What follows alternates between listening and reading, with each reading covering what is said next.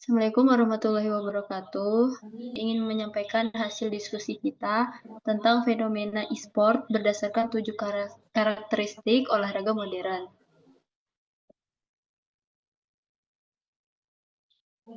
Perkembangan teknologi digital telah melahirkan fenomena e-sport atau olahraga elektronik, yaitu kompetisi permainan video yang dimainkan secara individu maupun tim. Saat ini, e-sport tidak hanya menjadi hiburan, tetapi juga berkembang menjadi industri besar dengan berbagai turnamen dan permainan profesional.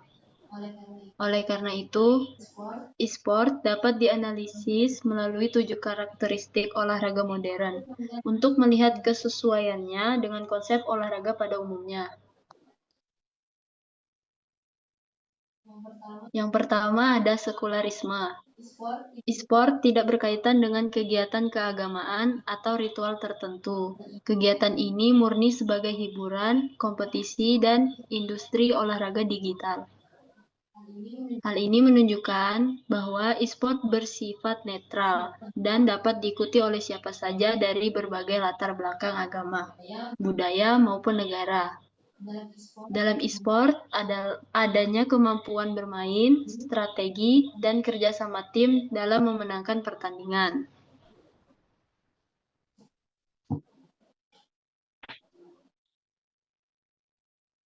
Dan yang kedua ada kesetaraan atau equality. Dalam e-sport, seperti pemain memiliki kesempatan yang sama untuk bertanding selama memenuhi aturan turnamen. Semua peserta mengikuti peraturan yang sama. Artinya, setiap pemain memiliki peluang yang sama untuk meraih kemenangan tanpa memandang latar belakang sosial, ekonomi, ataupun negara asal. Hal ini menentukan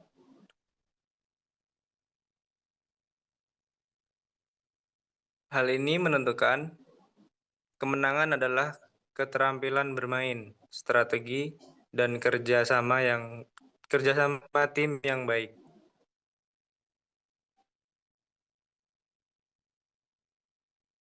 Dan selanjutnya ada spesialisasi.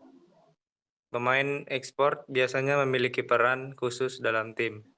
Misalnya, role tertentu dalam permainan. Hal ini menunjukkan adanya pembagian tugas yang jelas. Contohnya, dalam beberapa game terdapat pemain yang bertugas sebagai penyerang, pendukung tim, atau pengatur strategi.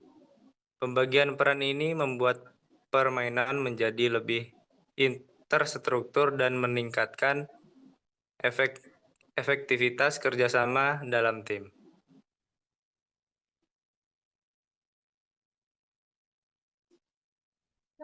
Baik, selanjutnya saya akan membacakan rasionalisasi. E-sport memiliki aturan permainan yang jelas, sistem pertandingan, strategi tim, serta penggunaan teknologi untuk menentukan pemenang secara objektif.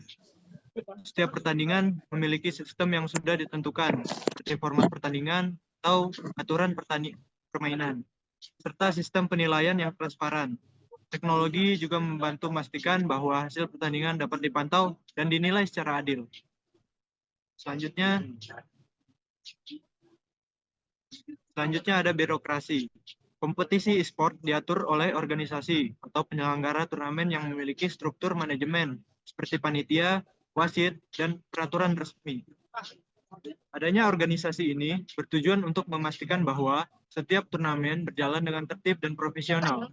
Struktur manajemen tersebut juga membantu mengatur jadwal pertandingan, aturan kompetisi, serta penyelesaian masalah yang mungkin terjadi selama turnamen berlangsung. Baik, selanjutnya. Baik, selanjutnya ada kuantifikasi. Semua hasil permainan dapat diukur dengan angka seperti skor, jumlah kemenangan, statistik pemain, dan peringkat tim. Data statistik tersebut sangat penting untuk mengevaluasi performa pemain maupun tim. Dengan adanya angka dan statistik yang jelas, penonton dan analisis juga dapat melihat perkembangan kemampuan pemain dari waktu ke waktu.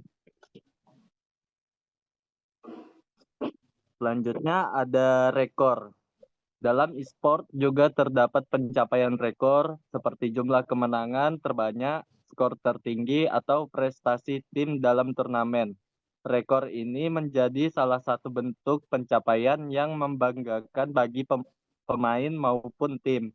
Selain itu, rekor juga dapat menjadi motivasi bagi pemain lain untuk terus meningkatkan kemampuan dan mencetak prestasi baru dalam dunia e-sport.